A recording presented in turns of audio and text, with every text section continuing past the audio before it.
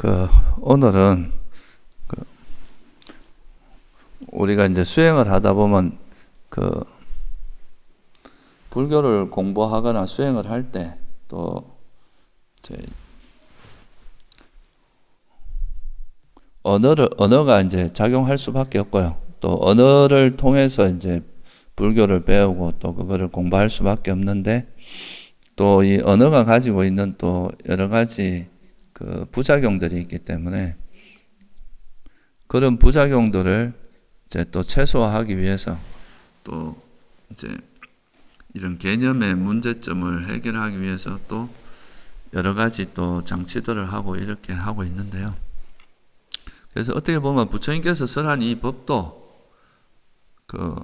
어떻게 보면 이제 우리가 세속에서 쓰는 언어를 빌려서 설한 거기 때문에 또 이 법 자체도 사실은 어떻게 보면 이제 깨달음으로 가는 또는 진리에 접근하는 하나의 도구이기도 하지만, 이 자체가 이제 가지고 있는 언어 자체를 진리라고 말할 수는 또 없고, 이런 측면들이 있습니다. 그래서 오늘은 그러다 보니까 이제 예를 들면 이제 중론이나 이런 이제 곳에서는 일체법이라는 것이다. 그러니까 우리가 이제 존재 자체가 무아라는 것을 이해하기 위해서 이제 부처님께서 법을 설했는데, 진리를 이해하기 위해서 법을 설했는데, 사람들이 이제 거기 법에 대해서 또 너무 집착을 하니까 이 법 자체도 공한 거다, 이런 식의 주장을 하는 것이 또 특히나 이제 중간 또는 이제 반야경 이런 데서 이야기하는 게 또 핵심 중에 하나입니다. 그래서 우리나라에서는 이걸 아공법공이란 말로 굉장히 많이 알려져 있죠.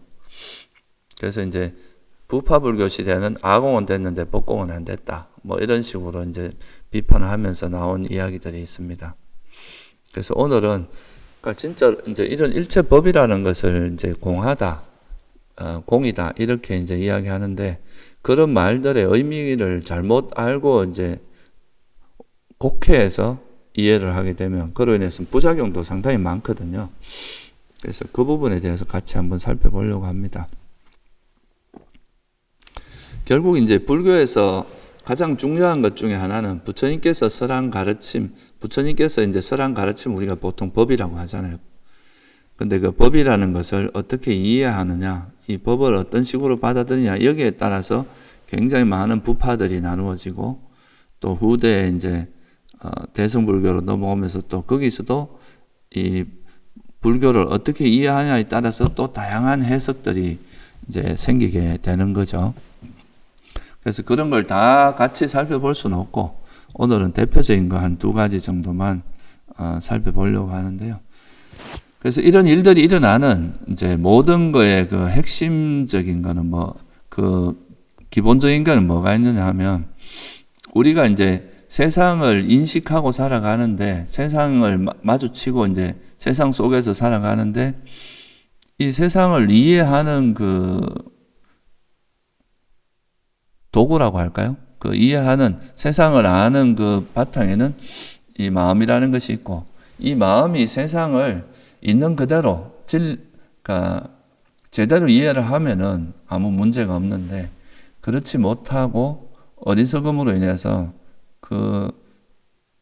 집착이나 화가 일어나고 이러면서 그 대상에 대해서 집착을 하기 때문에, 이 세상에 대한 집착이 일어나면 그로 인해서 수많은 괴로움들이 생긴다. 그래서 그 괴로움에서 벗어나기 위해서는 이 세상의 실상, 존재의 실상에 대해서 이제 제대로 알아야 된다. 이것이 이제 부처님의 가르침이고, 그래서 우리가 이제 대상을 이제 마음을 통해서 세상을 알 때 그 아는 마음에 전도가 일어나지 않고 왜곡이 일어나지 않는 그런 것이 중요한데, 그것이 이 언어라는 것 또는 개념이라는 걸 통해서 주로 왜곡이 많이 일어나기 때문에, 그 부분에 대해서 이제 좀 그런 문제들을 좀 최소화하기 위해서 예를 들면 이제 부파불교 시대에는 법을 굉장히 이제 좀 근원적으로 더 섬세하게 좀 더 근원적인 면에서 해석을 하려고 많이 노력을 했고요. 또 그거에 대한 반작용으로 또 이런 법을 언어로서 이렇게 구분하는 것 자체가 한계가 있고 또 그것 자체가 그 희론이다. 이렇게 개념의 의미를 상당히 이제 또 축소해서 이야기하는 이런 흐름도 생기는데 그 대표적인 게 이제 중간 학파라고 할 수 있습니다. 그래서 그 두 가지를 이야기하기 전에 먼저 그 의식이라고 하는 우리가 이제 세상을 살면서 그 세상을 살아간다는 것은 결국 우리가 이제 세상을 인지하고 아는 거에 그 주도적인 역할을 하는 게 마음이기 때문에 결국 우리 마음이 세상을 안다. 이렇게 이제 이야기를 하죠. 또는 마음 또는 의식이라고 이야기하는데요.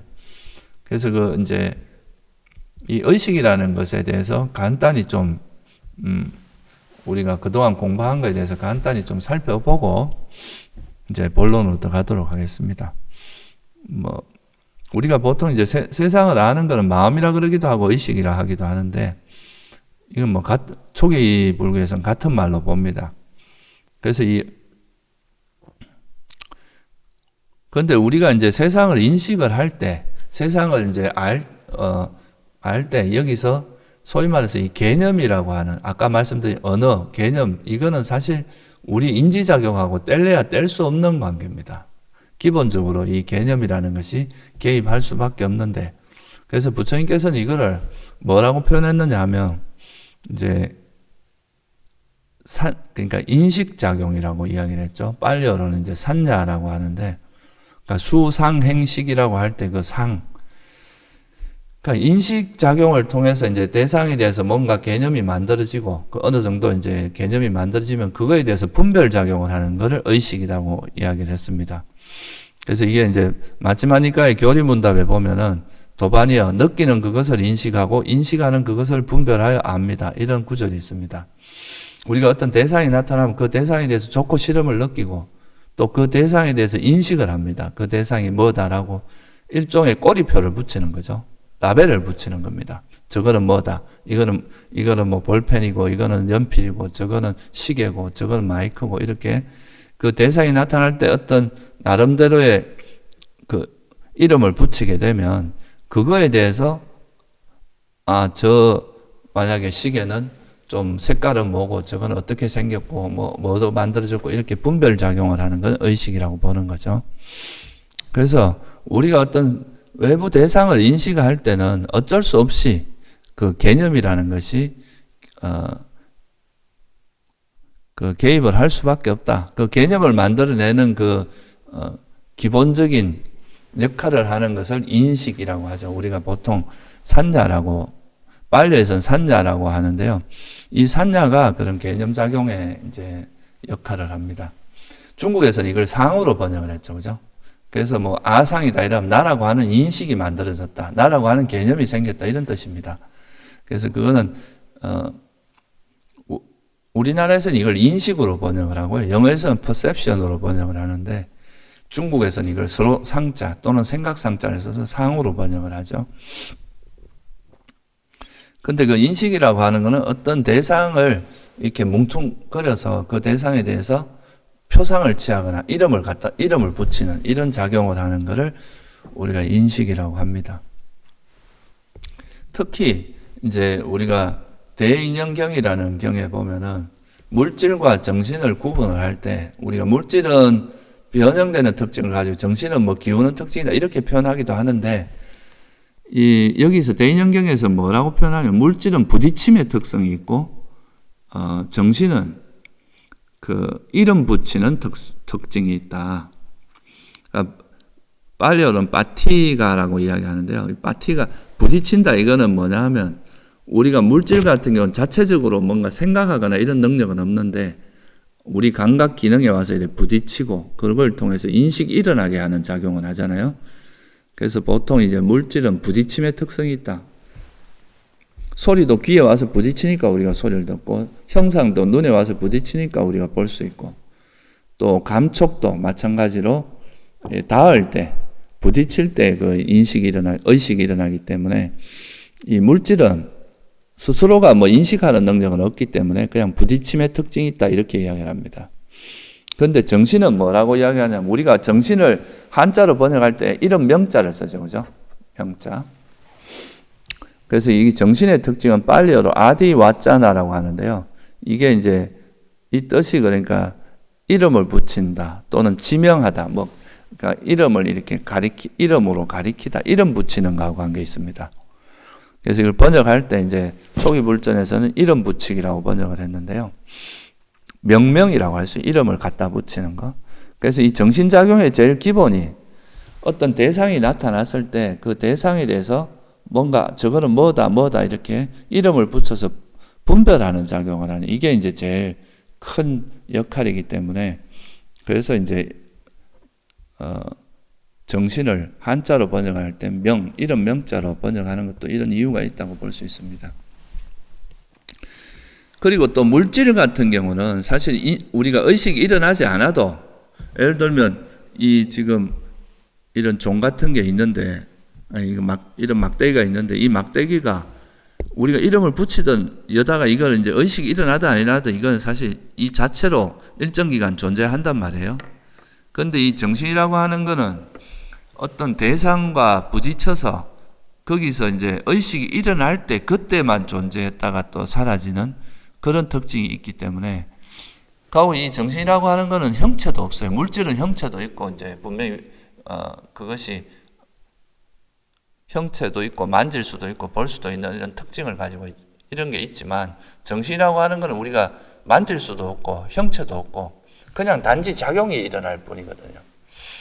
이 작용이 일어나는 거 이거를 뭐 이런 물질 같으면 이 모양이 단단하고 이런 거는 뭐 땅이라고 이야기하고 뭐 여러 가지 이제 쉽게 구분이 가능하지만 이 정신이라고 하는 거는 사실 형체도 없고 이러기 때문에 사실 이 정신을 이렇게 드러낼 수 있는 방법은 그다 이름을 갖다 붙이는 것밖에 없거든요. 안 그러면 그냥 뭔가 머릿속에서 마음속에서 움직이긴 하는데 이게 뭐라고 분별할 수가 없다는 거죠.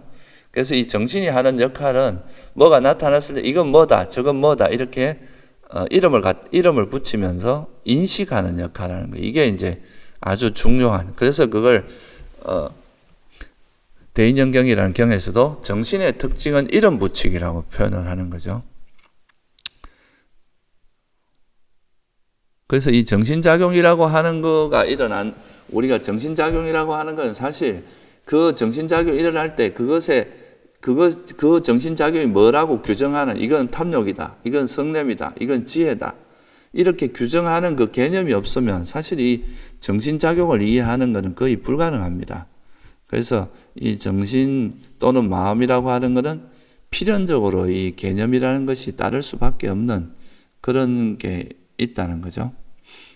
그래서 사실 이런 이제 물질 같은 경우는 그런 이름을 붙이든 붙이지 않든 존재할 수 있지만 우리가 정신작용이 일어날 때는 그 정신작용에 대한 적당한 그 명명을 하지 않으면 이걸 구분할 수도 없고 또 이건 또 그 어떤 대상과 접촉을 할 때 그 순간만 일어났다 사라져 버리는 거기 때문에 계속 존재하는 건 아니거든요. 아주 짧은 순간에 존재했다가 사라지기 때문에 그래서 이것은 그것이 일어날 때 그 작용을 우리가 알 수 있는 방법이 그다가 이름을 붙이기 때문에 특히나 정신작용에 있어서는 이름이 그 명칭이라고 하는 인식작용이 굉장히 중요합니다. 그래서 우리가 물질은 세곤이라고 그냥 이야기했지만 정신작용을 이야기할 때는 수상행식 그러니까 이 네 가지로 이야기를 하는데 그 대상에 대해서 좋고 싫고 좋지도 않고 싫지도 않고 느낌이 있는가 하면 그 대상이 뭐라고 딱 이렇게 이름을 붙이고 그거에 표상을 취하는 그거에 대해서 이제 어떻게 보면 라벨을 붙이는 그 인식작용이라고 하는 것이 반드시 따라야 된다. 그 인식작용이 있어야 그거에 대해서 좋고 싫고 이걸 분별하는 작용이라든가 이게 좋다 싫다 뭐 집착하고 싫어하고 이런 좀 더 세분화된 어떤 심리 현상들이 발생할 수가 있는 거죠. 그래서 사실 물질 세계는 우리가 인식을 하든 의식이 일어나든 안 일어나든 그냥 자체적으로 뭐 어떤 일정 기간 존재할 수 있지만 이 정신작용이라고 하는 거는 반드시 어떤 대상과 접촉이 일어날 때밖에 일어날 수 없다는 것. 이거를 이해하는 것도 중요합니다. 그래서 이런 정신작용이 일어날 때 우리가 괴로움도 일어나고 그걸로 인해서 고통을 느끼고 이렇게 하는 거죠. 그래서 사실 모든 괴로움이 일어나는 건 일단 이 정신이 작용할 때 일어납니다. 우리가 마음이 일어나지 않고 의식이 일어나지 않을 때는 괴로움도 없는 거죠. 그죠? 그래서 이제 우리가 어떤 대상을 만날 때 그 대상에 작용되는 그 의식이 작용하는데 의식을 통해서 마음이 이제 또는 마음을 통해서 대상을 알게 되는데 이거를 이제 보통 6가지로 분류해서 보통 많이 말을 하죠. 그래서 안, 이, 비, 설, 신, 눈, 귀, 코, 혀, 몸이라고 하는 이걸 통해서 들어오는 식을 굳이 구분하자면 전오식이라고 이야기를 하고요. 나머지 이제 여기서 들어온 거를 총 이제 취합해서 그걸 파악하는 거를 제6식 또는 만호의식이라고 하기도 하고, 만호가 마음이란 뜻이라서 마음의식이라고 하기도 하고, 한자로는 그냥 의식, 뜻의자와 알식자 써서 의식이라고 이야기하죠. 그래서 이 6가지씩, 그러니까 안이비설신 그리고 마음이라고 하는 이 6가지의 그 감각 기능과 색성향 미촉법이라고 하는 그 6가지 대상이 만났을 때 이제 그 식이 일어나는데, 그때 이제 안식, 이식, 비식, 설식, 신식이라고 하는 6가지 식이 일어나는데, 안이비설신식은 전오식이라고 이야기하고 나머지는 의식이라고 이야기해서 6가지 식으로 나눠지는데, 전오식하고 의식은 좀 작동되는 원리가 조금 다릅니다. 이 전오식은 그 기본적으로 물질을 대상으로 합니다. 그러니까 색성향 미촉이라고 하는 그 물질을 대상으로 하고, 또 눈은 볼 수는 없어요. 눈은 들을 수는 없죠. 보는 역할만 하고, 귀는 듣는 역할만 합니다. 듣는 거를 도와주는 역할만 하죠. 근데 이제 제6식이라고 하는 이 마음의식은 전오식을 통해서 들어온 그 정보를 생각하면서 그걸 이리저리 분석하고 또 분별하고 이런 작용을 하기 때문에, 이 의식은 눈에 대해서도 분석할 수 있고 어떤 대상이라도 다 알 수 있는 그런 특징이 있고요. 그래서 어떻게 보면 전오식이라고 하는 거는 이제 우리가 직접 앞에서 전방에서 이제 직접 대상과 부딪히면서 일어나는 그거를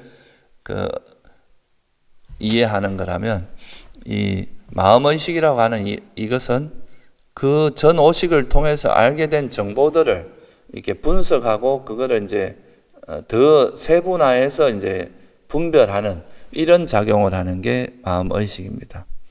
그래서 여기서 차이가 나는 게 뭐냐 하면, 전오식은 현재 어떤 예를 들면 소리가 귀에 딱 때리는 그 순간에 이제 이걸 아는 이 소리를 아는 귀의식 또는 이식이 일어나는 거거든요.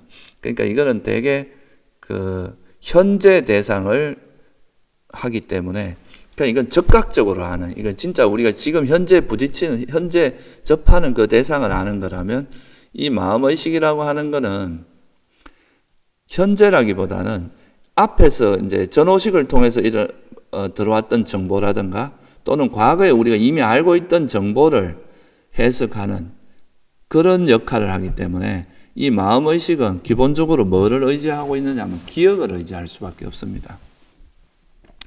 전오식은 사실 기억을 의지할 필요가 없어요. 그냥 현재 일어나는 그 대상이 딱 부딪힐 때 일어나는 의식이니까.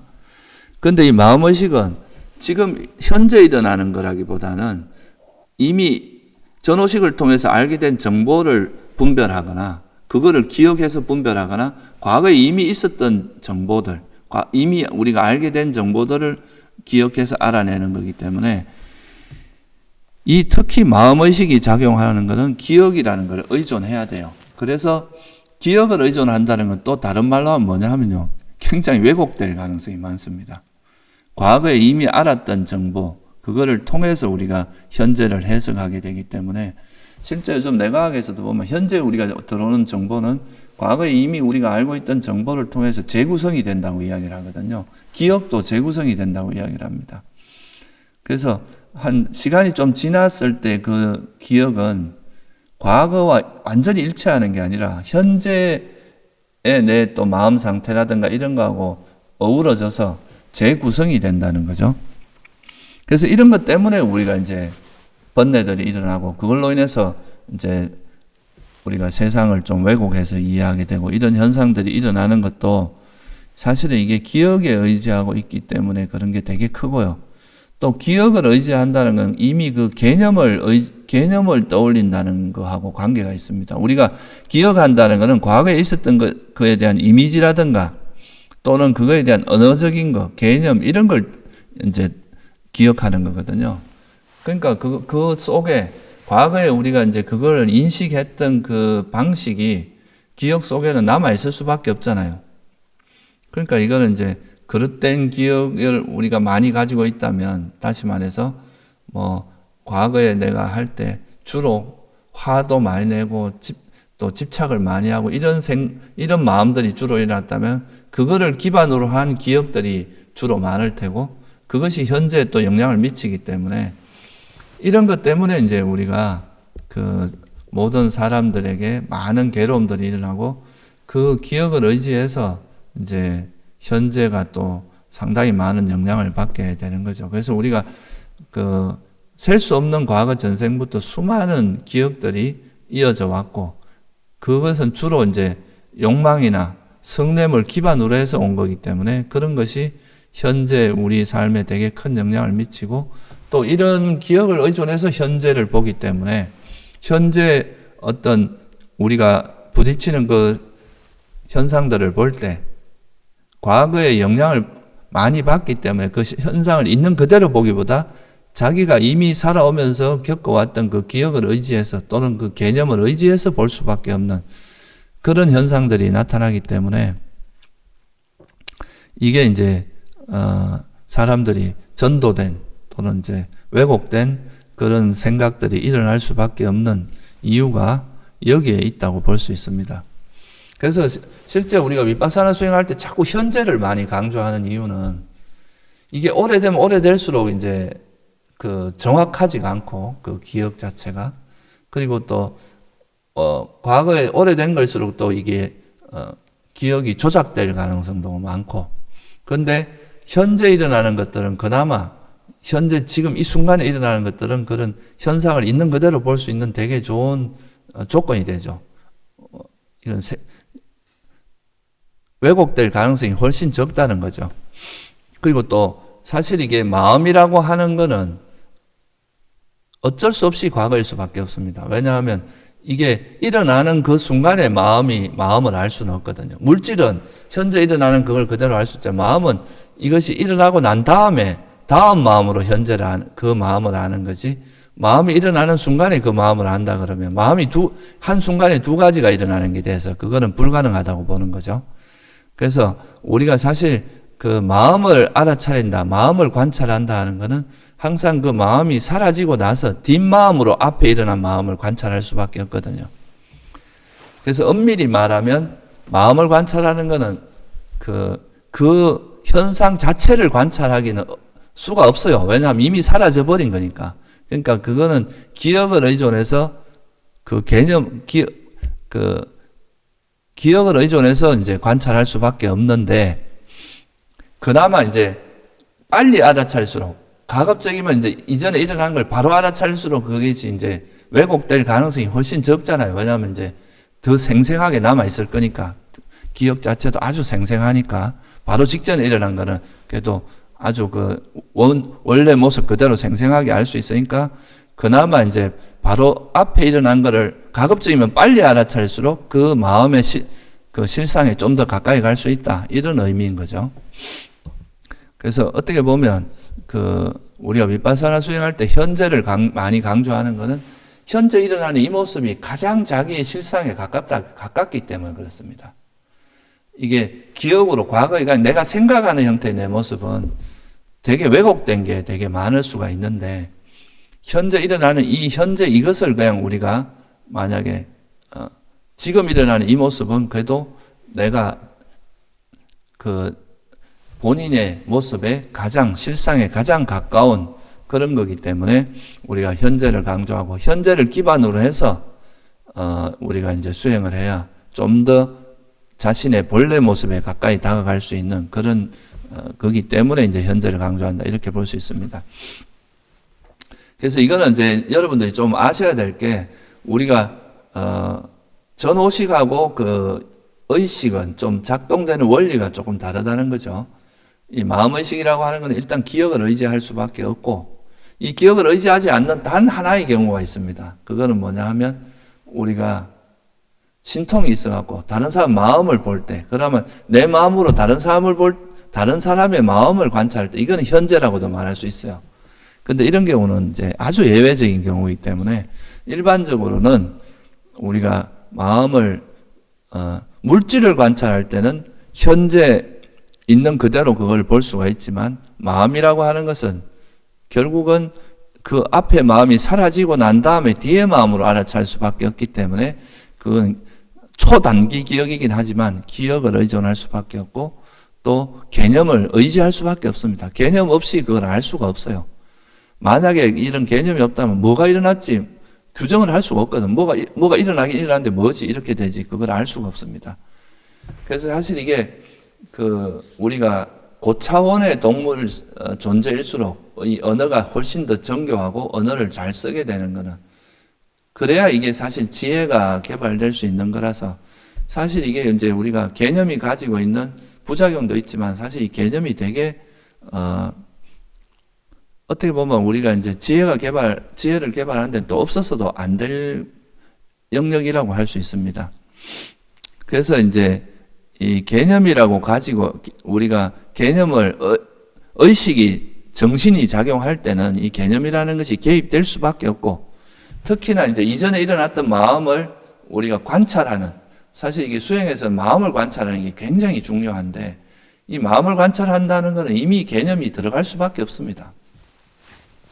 이 부분을 좀 우리가 좀 이해를 하고 좀 생각을 해보면 좋을 것 같은데요. 그래서 이 개념이라는 것이 가지고 있는 한계와 이점이라는 게 있어요. 첫째 한계는 뭐냐 하면은 우리가 개념을 쓸 수밖에 없는데 이 개념이 또 가지고 있는 한계가 뭐냐 하면 이 개념은 사실 실제 있는 현상을 100% 표현할 수는 없어요. 만약에 이거를 이 녹음기 또는 마이크라고 표현한다고 치면 이 마이크라는 건 이름이지 이거 자체를 전체적으로 표현할 수 있는 건 아니거든요. 마이크라는 이름도 있지만 이게 또 뭐 다른 면에서 보면 또 그 이름 자체가 그 사물이 가지고 있는 전부를 표현할 수는 없다는 거죠. 예를 들어 저보고 일묵이라고 할 때 일묵이라고 하는 그 단어 자체가 저라는 이 존재를 표현하기에 너무나 부족합니다. 되게 부분적일 수밖에 없고 그래서 그냥 편의상 붙였지만 그것이 그 현상의 전부를 표현하는 것은 거의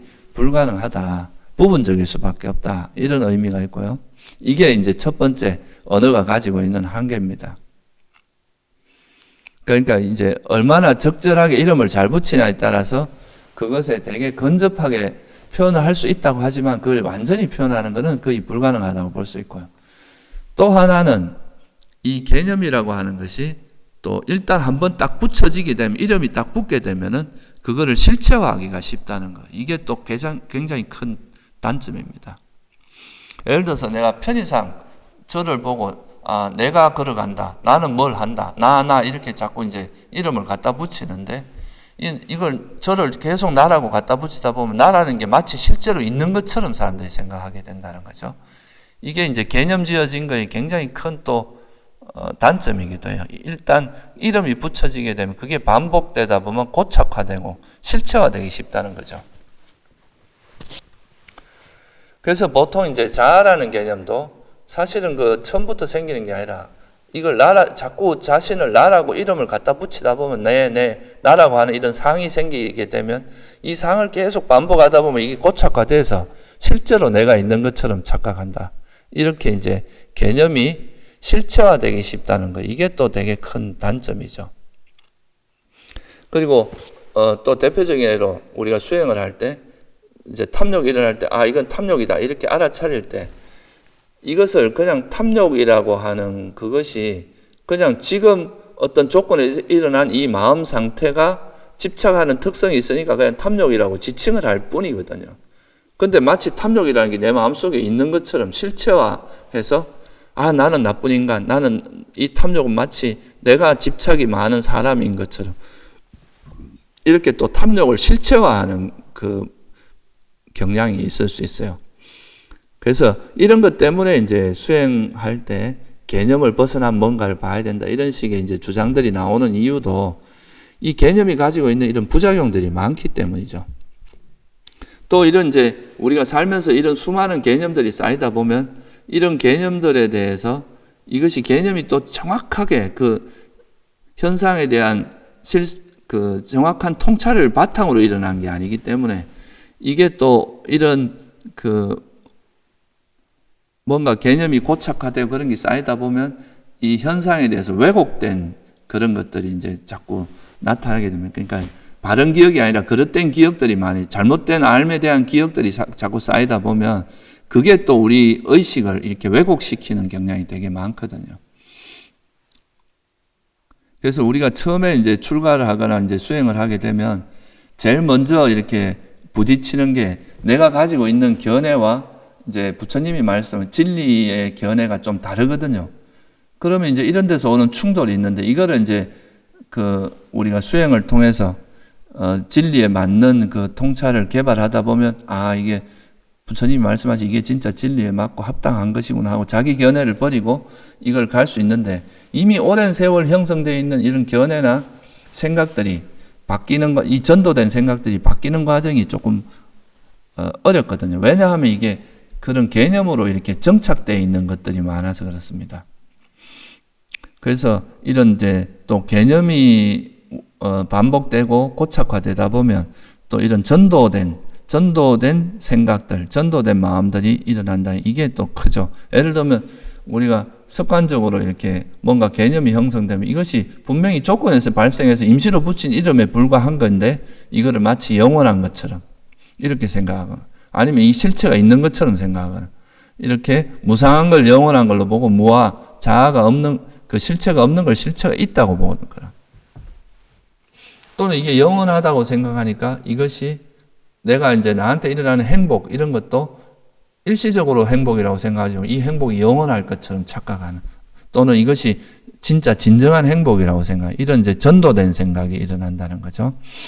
그래서 이런 개념이 가지고 있는 이런 또 문제점들이 있습니다. 이에 또 반해서 사실 우리가 또 개념이 없으면은 진리에 접근할 수가 없어요. 그러니까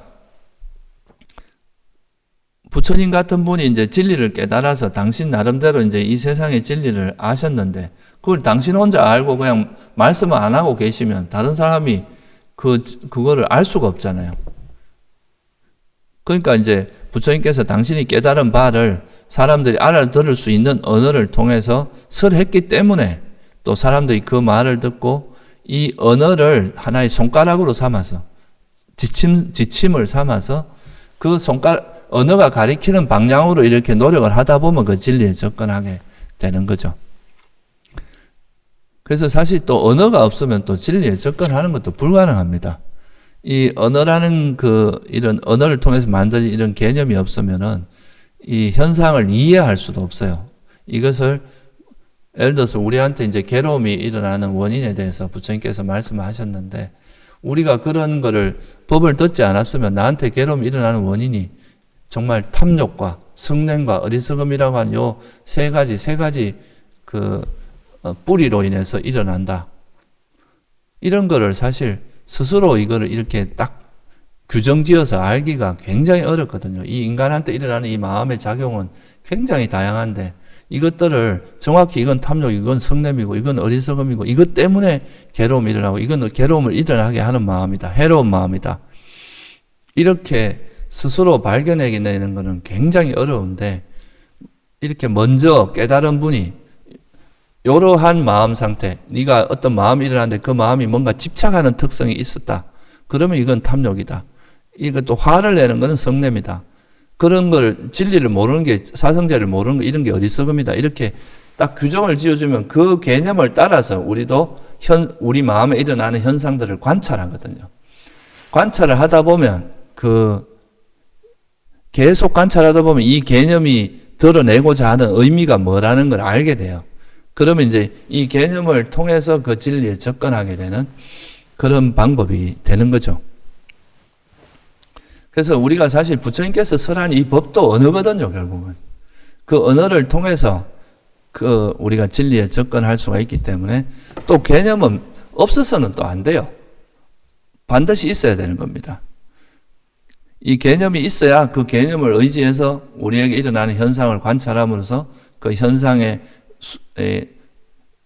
그 현상이 가지고 있는 그 실상에 접근하고 진리에 접근해서 깨달음에 이를 수 있기 때문에 그래서 두 가지가 보면 개념은 이제 일단 그런 부작용, 그러니까 이게 단점, 결점도 있지만 이 개념이 언어적 개념이 없이는 또 우리가 진리에 접근할 수 없기 때문에 그래서 부처님께서도 이 깨달은 바를 어쩔 수 없이 법을 설했습니다. 말을 안 하고 하면은 결국은 이제 당신 혼자 알고 가는 거니까 법을 설할 수밖에 없었을 거 아니에요.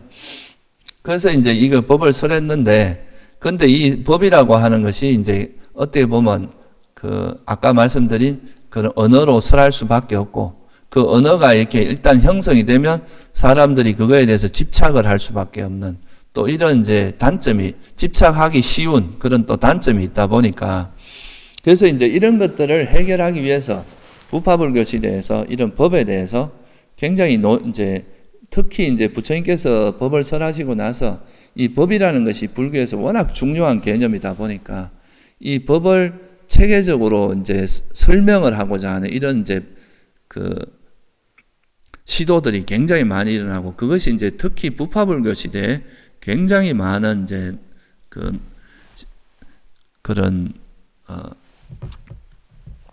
시도들이 이루어집니다. 특히나 이제 이때는 아쇼카 왕이나 그 거상들 불교에는 그런 이제 왕족이라든가 되게 이제 거부들이 지원을 되게 많이 했다고 해요. 그 절에다가 굉장히 많은 보시라고 이래서 사실 스님들이 이제 생계를 먹고 사는 데는 크게 지장이 없고 아주 풍족했다고 합니다.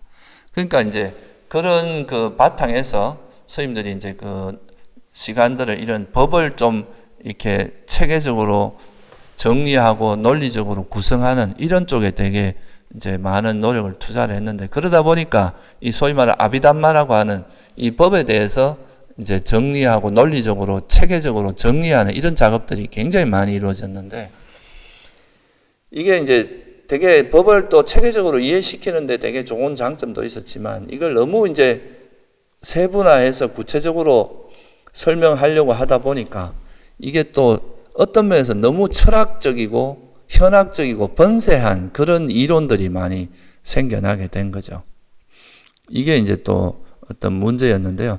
특히나 이제 이때 주로 많이 했던 게 뭐냐 하면 우리가 개념이라고 하는 것이 우리 의식을 왜곡시키는 측면이 많기 때문에 그래서 이때 이제 이 아비담마 논사들이 했던 제일 주요한 시도 중에 하나가 이 현상과 개념을 분리하는 작업이었습니다. 그러니까 실제로 어떤 현상이라는 것이 있고 그 현상의 우리가 이름은 개념일 뿐이다 하고 이 개념의 그 뭐랄까 가치를 좀 폄하시키면서 실제 이 현상을 봐야 이게 진짜 우리가 진리에 접근하는 거다. 이 실상에 접근할 수 있다. 그래서 이 실제로 그 현상을 법이라고 하고 이것에 붙어 있는 개념은 개념이라고 이렇게 따로 분리하는 작업을 이제 하기 시작을 했죠. 그러면서 이제 이 현상 자체를 좀 더 현상도 그냥 여기서 멈춘 게 아니라 이 현상 자체를 좀 더 이렇게 쪼개가지고 궁극적인 단계까지 정말 근원적인 단계까지 그 찾아 들어가는 이런 방법을 이제 취하게 됐는데요. 그게 이제 뭐 요즘 물리학으로 말하는 원자론처럼 어떤 이 현재 이런 물질 세계를 이루고 있는 그런 원자들로 이루어져 있다 하는 그런 이제 원자론이 있었던 것처럼 이 우리 현상계에 있는 이 다양한 현상들이 있는데 그 현상들의 근원은 뭘까? 그 근원을 이루고 있는 뭔가가 있지 않을까? 그것이 바로 법이다. 이런 식으로 이제 그 법을 굉장히 궁극적인 어떤 실제로서 추구하는 이런 경향들이 생겼습니다. 그리고 이거에 대해서 이름을 붙이는 것은 개념이지 이건 법이 아니다. 그래서 법과 개념이라는 걸 아예 구분해서 그 실질적으로 궁극적으로 이제 아주 미세한 대상, 그거는 법이고, 그거에 대해서 명칭을 붙이고 하는 것은 개념이다. 이렇게 나누었고, 여기서 한 걸음 더 나아가서 이런 현상은 다 자기 고유의 성질이 있다. 예를 들면 우리가 원자들도 백 몇 가지인가 이루어져 있는데, 그 원자마다 이건 철이고, 이거는 알루미늄이고, 이렇게 각각 고유 성질이 있듯이, 이 법도 현상 중에서도 이렇게 쪼개서 더 이상 쪼갤 수 없는 어떤 단계까지 가면 그 현상이 가지고 있는 고유 성질이 있다. 이걸 이제 그 자성이라고 표현했죠. 고유 사바와라 그래서 고유 성질을 가지고 있다. 그리고 그것이 바로 궁극적 실제고 이것이 법이다. 이렇게 이제 부처님 당시에 원래 설했던 거하고는 좀 다르게 이 법이라고 하는 것이 너무 이렇게 이상화되고 좀 현실에서 멀어지는 이런 현상이 좀 벌어지게 됩니다. 이게 너무 그러니까 이제 그 법을 너무 지나치게 따지다 보니까 그래서 이걸 이제 72가지 법으로 분류를 해서 이 세상에 있는 모든 현상은 이 72가지 법의 결합이다. 이렇게 이제 나누고 그 법들은 다 이제 자성을 가지고 있다. 그러니까 고유 성질을 가지고 있다. 이렇게 이제 분류를 하기 시작을 한 거죠. 그리고 이것이 궁극적 실제다. 그리고 이것이 법이다. 이런 식으로 이제 개념하고 법을 따로 떼버린 거예요. 이렇게 이제 하다 보니까 아까 말씀드렸듯이 이게 어떤 부작용이 생기냐면 이런 법이 이제 그러니까 예를 들면 물질 같은 경우도 물질을 쪼개면 더 이상 쪼개질 수 없는 아주 극소의 그걸 이제 아베담마에서는 깔라빠라고 표현하는데 그 깔라빠른 단계까지 가게 되고 이 깔라빠에서 깔라빠른 단계까지 가서 봐야 이걸 우리가 진짜 법을 보는 거다. 이렇게 해서 법이라고 하는 것이 되게 현실에서 멀어진 어떤 상태가 돼버립니다. 그리고 이 개념이 이름을 붙이기 이전의 어떤 상태를 법이라고 본다. 이렇게 이제 해버리니까 굉장히 이제 이게 어떻게 보면 우리가 보통 사람들은 잘 이해할 수 없는 굉장히 철학적이고 또 이데아, 그러니까 이상적인 어떤 상태를 법으로 규정을 하게 되니까 부처님께서는 사실 법은 현실에서 일어나는 이 일을 그냥 현실에서 일어나는 거에서 그것이 일어나는 그대로 그냥 법이라고 보고 그것의 실상을 보는 거에 주력을 했다면 이거는 이제 굉장히 이상적인 어떤 상태를 제한적인 어떤 상태만 법이라고 보는 쪽으로 좀 바뀐 거예요. 예를 들자면 대표적인 예로 이런 게 있습니다. 경전에서 우리가 땅의 요소라고 할 때 경전에서는 머리털, 몸털, 손발톱, 이빨, 살갗 이런 것들을 땅의 요소라고 했거든요. 좀 단단하고 고체의 성질이 있는 거. 이런 것들은 그러니까 지금 이 마이크도 땅의 요소고 이것도 땅의 요소고 이 단단한 성질이 있는 건 다 땅의 요소라고 그냥 본 거예요. 그런데 그런 현상이 가지고 있는 그 특성, 속성이라고 하는 게 땅의 속성이 있다. 이 정도로 이야기하신 거거든요. 근데 이게 이제 아비담마로 들어가면서부터는 아예 깔라빠라고 하는 그런 아주 미세한 더 이상 쪼갤 수 없는 단계까지 가서 거기에 있는 그것이 가지고 있는 단단함의 성질을 땅의 요소다. 이렇게 보는 정도까지 가버린 거예요. 그러니까 이게 이제 우리가 그냥 지금 부딪히는 것 중에서 단단하고 고체의 성질을 갖고 있는 걸 땅의 요소다. 이렇게 보는 거하고 그런 아주 제한된 그런 미세한 깔라빠에서 있는 걸 그런 것만 땅의 요소다. 이렇게 보는 거는 현실성에서 상당히 차이가 나거든요. 이거는. 우리가 실제로 부딪히는 현실이 아니고 현실하고 멀어져 버린다는 거죠. 그리고 이게 더 이상 쪼갤 수 없다는 그 말 자체가 그리고 이제 이렇게 더 이상 쪼갤 수 없는 궁극적 실제까지 가다 보니까 이 법이라는 것은 실제로 뭔가 존재하는 것처럼 약간 실체화되는 경향들도 나타나게 되는 거죠. 그래서 이런 문제들이 좀 생기게 됩니다. 그리고 또 정신현상도 아까 말했듯이 부처님께서는 그냥 이렇게 말씀하셨어요. 네가 이제 어떤 대상을 봤을 때 네 마음에서 뭔가 집착한 탐욕이 일어나는 걸 아느냐? 압니다. 그게 바로 스스로 법을 보아 아는 거다. 네가 성냄이 일어날 때 성냄이 있다고 아느냐? 압니다. 성냄이 없을 때 성냄이 없다고 아느냐? 압니다. 그게 바로 스스로 법을 보아 아는 거다. 이렇게 이제 우리가 일상에서 일어나는 그 현상 자체를 그냥 그것을 꿰뚫어서 그것이 가지고 있는 실상을 정확히 통찰하는 것, 이거에 더 주안점을 뒀다면 이제 아비담마에서는 이런 것도 심찰라를 봐야 되고 그 심찰라 속에 심찰라를 보고 나서 그거를 거기서 일어나는 걸 봐야 그걸 법을 보는 거다. 이렇게 이제 구성을 하다 보니까 이게 너무 지나친 거죠. 그래서 현실에서 멀어지는 게 첫 번째 좀 부작용으로 나타난 거고, 법을 되게 섬세하게 이해하고 이런 건 또 이제 긍정적인 작용이라고 한다면, 이 법을 너무 이렇게 세분화하고 너무 논리적으로 구성하는 데 치중하다 보니까 이게 이제 현실성이 좀 떨어지고, 너무 과도하게 하다 보니까 번세 철학이 되고, 과도하게 이제 이론적으로 구성을 하다 보니까 이게 철학적으로는 되게 의미가 있습니다. 학문적으로는 굉장히 큰 의미가 있지만 실제 수행하는 사람들한테 너무 번세하게 되고 또 이것이 실체화되는 경향이 나타납니다. 그러니까 이거에 대한 또 반작용으로 그러면 어떤 일이 벌어지느냐 하면은, 그러니까 이게 너무 법이라는 것은 그냥 조건에서 일어났을 때 임시로 그냥 이건 집착하는 성질이 있고 이렇게 임시로 그냥 이름을 붙인 거에 불과한 건데, 너가 법을 너무 실체화하는 거.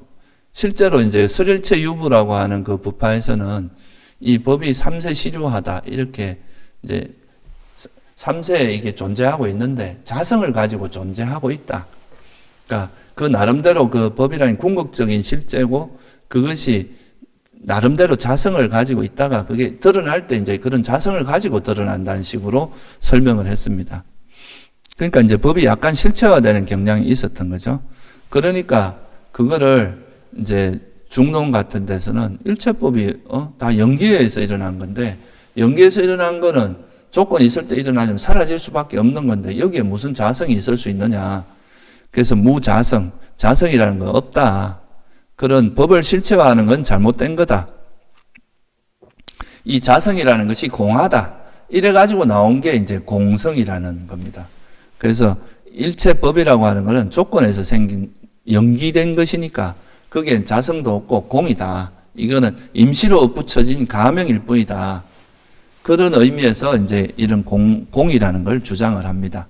그래서 부파불교에서 이제 이런 법을 세세하게 나누면서 나라고 하는 존재는 이런 법들의 결합이고, 그 법들의 결합이니까 이거는 나라고 하는 것은 없다. 무아라는 것, 이런 것은 설명을 했지만, 그러면서 또 법에 대한 집착이 좀 남아 있어서, 그래서 아공은 됐지만 법공은 안 됐다. 뭐 이런 식으로 이제 주장을 하는데요. 그래서 이제 이 법 자체도 법에 대한 집착마저도 털어버려야 된다. 이런 거를 이제 법을 어떤 자성이 있는 실체화해서는 안 된다. 그런 의미에서 이제 법의 공함을 강조하는 쪽으로 나오게 되죠. 그래서 이런 이제 개념을 실체화하는 특히 법을 부처님의 가르침을 좀 실체화하는 이런 거에 대해서 굉장히 강력하게 비판을 하면서 나온 게 이제 중간사상인데요.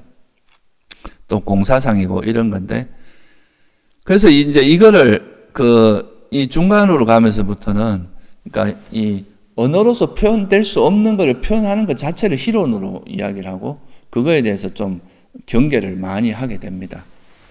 근데 이게 또 이제 그런 개념에 어떻게 보면 집착하는 그 마음을 이제 놓게 만드는데 그런 작용에서는 되게 또 좋은 역할을 했지만, 또 이게 이제 너무 이런 이제 언어 자체를 깨부수고 이런 언어가 가지고 있는 문제점을 계속 강조하면서 공성을 강조하다 보니까, 원래 이제 그 뜻은 그렇지 않다 하더라도 이것이 이런 것들이 강조되다 보니까 결국은 어떻게 됐느냐 하면은 모든 것이 다 이제 모든 법이라는 게 다 공하다. 일체 법은 공하다. 이러다 보면 결국 이게 법이라는 것이 그 실체화하는 것, 그것이 자성을 가진 실체로서 이해하는 이런 것들을 좀 경계했던 말인데, 오히려 이제 우리가 수행을 하기 위해서 꼭 의지해야 될 이런 법을 좀 등한시하고 이 법을 무시하는 쪽으로 또 부작용이 많이 나타나게 됩니다. 그러니까 이 공에 집착을 해가지고 뭐 번뇌도 다 공하고 법도 공하고 다 공하다. 물론 공한 건 맞습니다. 번뇌도 조건에서 일어난 거니까 이거 실체는 없어요. 그렇다고 해도 이 작용이 없는 건 아니란 말이에요. 이 번뇌가 일어날 때 우리가 분명히 괴로움이 일어나고 우리 마음을 어지럽게 만들고 이걸로 인해서 지혜가 안 생기게 만든 이런 작용은 분명히 있는데, 이 공성을 강조하다 보면 또 이런 해로운 작용이나 이런 작용적인 측면을 상당히 무시할 그런 가능성이 높아지는 거죠. 그러니까 어떻게 보면 이제 그 설일체 유보 같은 그런 부파불교 시대에 그런 아비담마를 통해서 법을 너무 섬세하게 이렇게 구분하고 이게 너무 번세 철학으로 간 이런 개념을 가지고 너무 개념 노름을 하는 이런 쪽으로 흘러가는 느낌이 있으니까 이거를 깨기 위해서 이제 그런 걸 희론이라고 이야기를 하고, 그런 것이 법이라는 것은 공하다는 거, 이런 걸 이제 그 사람들이 아비담마에서 이야기하는 법이 그 자성을 가졌다는 이런 거를 깨기 위해서 이걸 깨는 또 논리가 나오게 되거든요. 이제 이것이 왜 자성이 없는가를 설명하기 위한 또 논리를 하다 보니까 제가 보기엔 또 그 희론을 없애기 위해서 또 새로운 희론이 생긴 거나 비슷해요. 어떤 면에서는 아비담마는 그래도 논리적인 구성이라서 사람들이 좀 이해할 수도 있는데, 이해하기가 그래도 어느 정도 접근이 가능한데, 이 공성이나 공의 사상이나 이런 거는 오히려 이 논리를 끊임없이 깨는 쪽에 좀 치중을 하다 보니까 오히려 사람들이 이게 무슨 말인지도 이해하기 힘든 그런 일들도 벌어지고 있습니다. 그래서 제가 이걸 지금 철학적인 어떤 흐름을 여러분들한테 이제 설명을 하기 위해서 하는 게 아니라, 사실 이게 어떻게 보면은 이 너무 법에 집착하는 이런 것들을 좀 법에 집착하지 말라. 그냥 이걸 너무 법을 실체화하고 집착하는 것은 바람직하지 않다. 법을 의지해서 우리가 수행을 하면 되지 여기에 너무 집착할 필요 없다. 이 정도로 이야기해도 될 건데, 사실 이 논리를 깨기 위해서 너무 많은 또 이렇게 논리를 갖고 오다 보니까 그게 더 복잡해지는 경향도 있었고요. 또 부처님께서 법을 설한 거는 사실 이렇게 복잡한 이론을 만들기 위해서 설한 게 아니었단 말이에요. 그냥 우리가 괴로움에서 벗어나기 위해서 필요한 정도만 설했던 건데, 이거를 논리적으로, 체계적으로, 이론적으로 구성을 하려고 하다 보니까 너무 과도하게 이론이 들어가게 되고, 또 이 개념이라고 하는 거를 너무 무시하게 되고, 개념을 너무 이렇게 세세하게 이렇게 분석을 하다 보니까 이 개념이 또 실체화되는 이런 문제가 생긴 거죠. 그리고 사실 이렇게 이제 그렇게 하다 보니까 또 개념에 빠지는 걸 방지하기 위해서 개념과 현상을 분리하는 작업. 그러니까 우리가 현상 그 자체, 궁극적 실제는 법이지만 이거에 이름 붙이는 건 개념이다. 이렇게 하니까 또 자가 모순도 발생합니다. 아까 말씀드렸듯이 정신작용이라고 하는 거는 사실 개념이 없이 설 수가 없는 작용이거든요. 우리가 정신을 알아차린 수행에서 이제 나한테 일어난 마음을 알아차린다고 하는 거는 그 일어났던 마음에 이름을 붙여서 그게 탐욕이었구나, 성냄이었구나 이렇게 알 수밖에 없는데, 거기서 개념을 뺀 현상을 어떻게 우리가 알 수 있다는 거죠. 그러니까 이게 오히려 사람들이 수행을 할 때 헷갈리게 만드는, 윗바사나 수행을 하는 데 있어서 오히려 헷갈리게 만드는 쪽으로 작용을 할 수밖에 없어요. 그래서 사실 이게 불교 철학이나 이런 쪽으로 보면은 이 아비담마도 상당히 의미가 있습니다. 이런 종교가 아니라 하나의 철학적인 의미, 철학적인 반열에 올리는데 큰 역할을 했다고 하거든요. 개념을 명확히 정의하면서 그 개념을 체계적으로 정리를 했기 때문에. 그래서 이건 또 의미가 있고, 또 어떤 면에서 중론이라고 하는 것도 이런 개념이라고 하는 것에 빠지지 말고 그것이 가지고 있는 실상, 연기와 이걸 임시로 붙여진 가명으로 봐야지 이런 자성이 있다고 집착하는 이런 걸 또 버려야 된다. 이런 나름대로, 그러니까 이제 이 아비담마 불교 시대에서 너무 번세하고 너무 복잡한 이론을 나온 걸 깨기 위해서 또 그 나름대로 철학적인 어떤 방안을 제시를 한 거, 이런 거는 맞는데요. 두 가지 다 나름대로 큰 의미가 있는 흐름인 거는 분명합니다. 그렇지만 이런 것들이 어떤 수행의 차원에서 접근해 보면 너무 철학적이고 굉장히 어떻게 보면 철학을 깨는 또 새로운 철학이 생겼다고도 말할 수 있거든요. 그러니까 이거는 사실 수행자들이 봤을 때 수행하는 면에서는 좀 과도하게 이루어졌다. 이렇게 말할 수도 있어요. 사실 공성이라고 하는 거는 사실 일체 법이 공하다. 이 말 이제 이게 이제 중간에 가장 핵심적인 단어인데, 이거는 그 상류단 니까야나 우리가 초기 경전에 보면 사실 이 기본적인 건 다 언급이 되어 있는 겁니다. 모든 형성된 것들은 무상하고 모든 법은 무아입니다. 이렇게 경전에 모든 법이, 제법이 무하다라는 말은 자주 나옵니다. 그러니까 모든 법이 무하다는 것은 실체가 없다는 뜻이고, 그것 자체가 공하다는 말이고, 사실 이게 부처님께서 이제 초기에 설해놓은 그 가르침이 다 그런 내용이 포함되어 있거든요. 근데 이 부분을 너무 부각해서 막 설명을 하려고 하다 보니까 좀 더 너무 좀 복잡해진 게 아닌가, 이런 생각도 들고요. 그리고 이제 뱀의 비유경이라는 마지막니까에 보면 그런 경전이 있는데요. 거기에 보면은 이 법을 뭐로 비유를 했냐면 뗏목에 비유를 했거든요.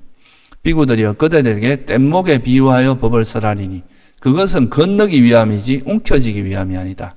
그러니까 부처님께서 법을 설한 거는 우리가 이 괴로움의 바다에서 건너고 괴로움을 소멸하기 위해서 방편으로 이제 그 뗏목, 그러니까 우리가 강을 건너기 위해서는 뗏목이 필요하니까 그 뗏목으로 법을 설한 거지, 너들 보고 이 법을 움켜쥐고 집착하라고 설한 게 아니다. 법을 집착한다는 것 자체가 아직 집착이 남아있다는 뜻이잖아요. 그러니까 그렇게 설한 게 아니다.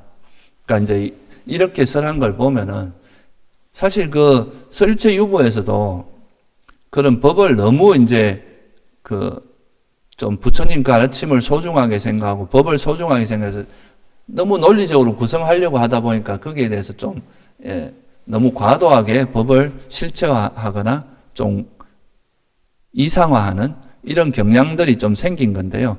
그것도 사실 우리가 부처님의 가르침에 잘 주목을 해보면 그 법을 활용하고 집착하지 않으면 되는 거거든요. 사실 그게 그래 복잡한 이야기가 아니거든요.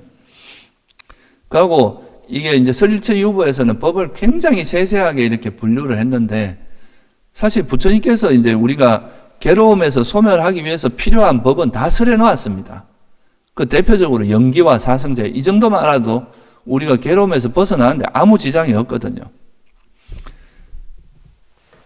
그래서 실제 이제 부처님께서 설한 법은 그 어떤 현학적인 지식이나 뭐 사상이나 그런 걸 위해서 설했다기보다 그 목적은 딱 명확하거든요. 보통 중생들이 괴로움에서 소멸하기 위한데 도움을 주기 위해서 설한 건데, 그런데 이제 그러면 그냥 우리가 개념이나 뭐 현상 뭐 이런 걸 구분하고 막 이런 건 사실 철학에서 많이 하는 거거든요. 실체와 실제 개념, 그거의 그 실제를 표현하는 그런 개념의 관계, 이런 것들은 사실 일반 사람들이 그렇게까지 깊이 있게 하지 않아도 되고, 또 여러분들이 수행을 해서 수행이 깊어지고 이제 그 지혜가 성장하다 보면 그런 것도 쉽게 이해가 될 수 있는 부분입니다.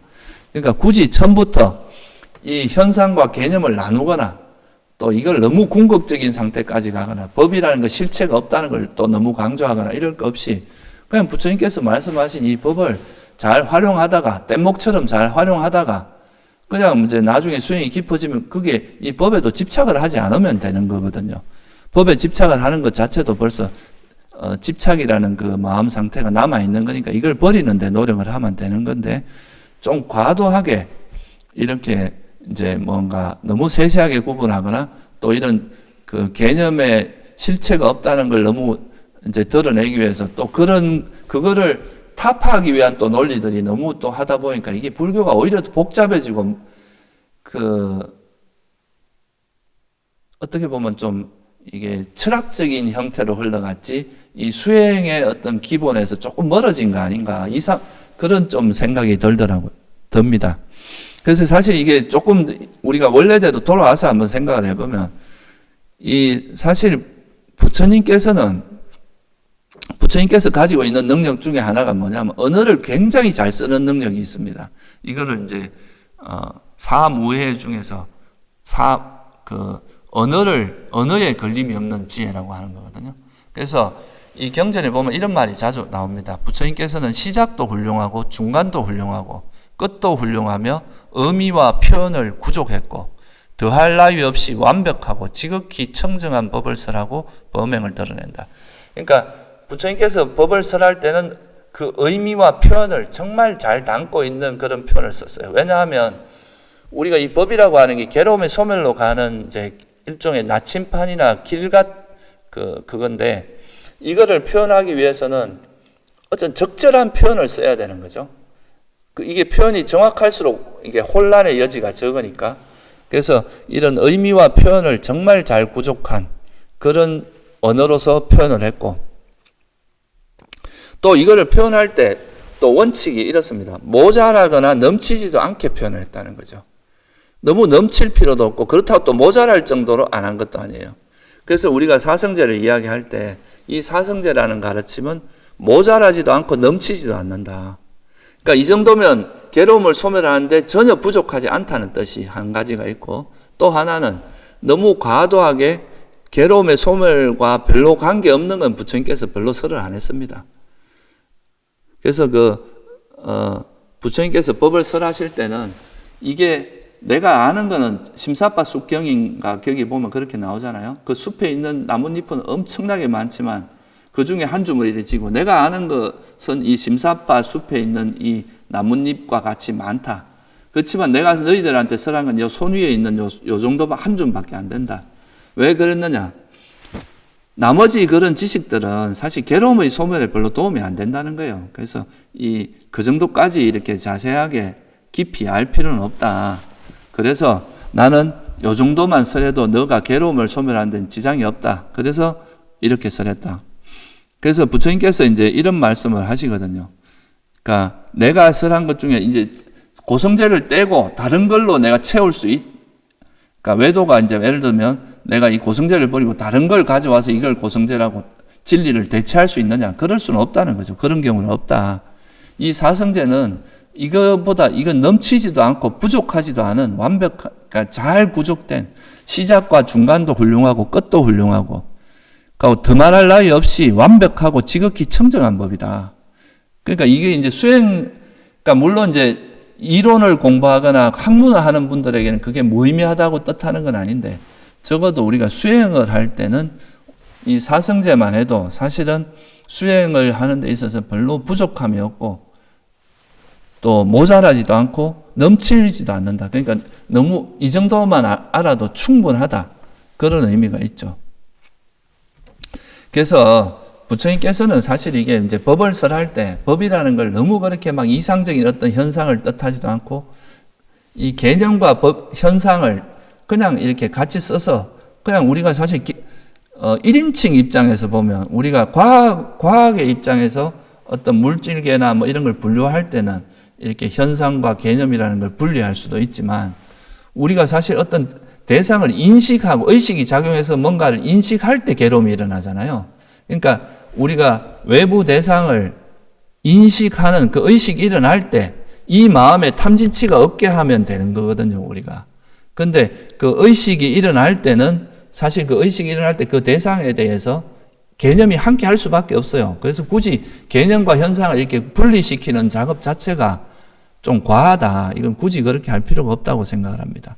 그래서 그냥 우리가 알아차리는 그 마음에서 우리가 외부 대상을 알 때 그 의식에 탐욕이나 성냄이나 어리석음이 있으면 그걸 알아차리고 그걸 버리고, 탐욕이나 성냄이나 어리석음이 없는 마음, 탐욕이 없는 마음이고 성냄이 없는 마음이고 어리석음이 없는 마음이면 그냥 그거를 개발하는 쪽으로만 가면 되지, 이걸 너무 철학적으로 접근해서 이거는 현상과 개념이 다르고 현상을 아는 게 그러니까 이제 궁극적 실제를 알아야 법을 보는 거고 윗바사나고 개념을 보면 윗바사나가 아니고 뭐 이런 식으로 하는 거는 오히려 그 윗바사나 수행을 굉장히 어렵게 만드는 요소다. 부처님께서는 그렇게까지 하지 않았거든요. 우리가 개념이라는 것은 적절히 쓰다가 마치 뗏목처럼 그 진리를 접근하기 위해서 부처님 법을 적절히 활용하다가 나중에 그 법에 대해서 애착을 그냥 이제 우리가 잘 건너온 거니까 거기에 대해서 더 이상 애착하지 않고 그냥 그거에 대해서 거머쥐지만 않으면 되죠. 그래서 사실 이게 이제 우리가 뭐 요즘 워낙 불교가 다양한 불교가 있다 보니까 이제 뭐 아비담마 같은 것도 관심 있는 분들도 많고 또 제가 오늘 대성의 시작인 중간학만 이야기했는데 이 중간에서 이제 이런 또 이제 일체 법이 공하다를 이야기하고 나니까 또 나중에 이 모든 게 공하다 이런 단멸공에 빠지는 이런 문제들 부작용이 생기니까 또 나중에 유식이 나타나고 또 유식에서 또 뭐 열애장도 나타나고 화음 이렇게 수많은 그런 교학들이 나타났지만 사실 그런 것이 다 뿌리에는 이 사성제라고 하는 이 부처님께서 설한 이 법을 좀 더 이제 자기 나름대로 해석을 하는 과정에서 일어난 일들인데 그것이 너무 이렇게 이제 철학적으로 발전을 하다 보니까 오히려 이게 양도 너무 방대해지고 그러니까 이 의미 자체 각 부파에서 주장하는 또 포인트가 다 다른데 이런 거를 사실 수행하는 사람들이 다 이해하거나 비교 분석하기도 너무 힘들어요. 분량이 너무 많게 한 생에 다 하기 너무 많은 분량입니다. 그래서 이런 것들을 다 비교해서 하는 거는 너무 어렵고 사실 이게 아까도 말씀드렸지만 사성제라고 하는 이 속에 우리가 불교를 수행하는 데 있어서 필요한 것들은 방향성이나 방법이나 이런 게 다 있습니다. 이거를 넘어서는 건 필요 없고 이거를 바탕으로 해서 수행을 하면서 실제 우리가 수행을 하다 보면 이거에 대해서 더 디테일 이걸로 인해서 일어나는 더 이제 여기 개념으로서는 만으로 알 수 없었던 이 개념을 통해서 우리가 이제 우리 현상들을 계속 관찰하다 보면 이런 깊이 있는 이야기들은 다 스스로 체득을 하게 됩니다. 그러니까 실제로 이 사성제를 기준으로 해서 이제 수행을 하고 또 수행을 통해서 얻어지는 그 통찰들을 사성제를 통해서 또 검증을 하면 되거든요. 사실 그 공성이라고 하는 것도 사실은 고성제에 다 포함되는 내용입니다. 그러니까 이 고성제를 벗어나는 게 아니에요.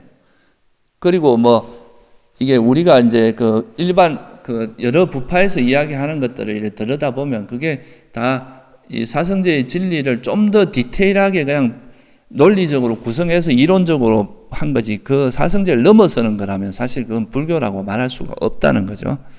그래서 지금같이 이렇게 복잡하고 막 여러 가르침들 때문에 사실 이게 되게 혼란스럽게 하는 이런 때는 오히려 사성제를 좀 중심으로 공부를 해야 된다. 특히나 일체가 공이다. 이 말의 의미에서 이 공이라는 거는 현상 자체나 또 이런 법 자체가 의미가 없다가 아니라 여기에 법에는 자성이 있다. 실체화하는 이거를 깨는 말이었거든요. 근데 일체가 공이라고 하니까 우리가 부처님 가르침도 다 공이고 번뇌도 공이고 이렇게 하면서 실제 우리가 수행에 구체적으로 수행을 할 때 필요한 것까지 또 무시하고 등한시하는 이런 경향성이 생길 수도 있거든요. 그래서 그런 말들의 의미가 뭔지는 이 사성제를 기준으로 해서 이해를 하면은 사실 그런 말들의 의미가 다 이해될 수 있는 이야기들입니다. 연기에 의해서 일어난 연기의 두 가지 측면, 공이라는 것과 작용이라는 측면이 있는데 그 공이라는 측면을 좀 더 강조한 겁니다. 그러니까 이게 사실은 원래 초기 가르침에서 크게 벗어나는 게 아니거든요. 그리고 또 이 설일체 유부 같이 법을 세분화하는 것은 그 작용이라는 측면을 너무 세분화해서 이거를 좀 논리적으로 구성하다 보니까 너무 좀 번세해진 거고. 그래서 우리가 이제 이런 복잡하고 되게 많은 어떤 이런 이론들이 존재하는 이런 시대에 공부를 할 때는 오히려 근본으로 돌아가서 부처님이 이제 초기에 설한 이런 제일 근원적이라고 할 수 있는 이 사성제라는 거를 기준으로 해서 검증도 하고 수행을 하면은 크게 문제 없이 우리가 헷갈리지 않고 또 바른 길을 갈 수 있지 않을까 생각을 합니다. 예, 오늘은 여기서 마치겠습니다.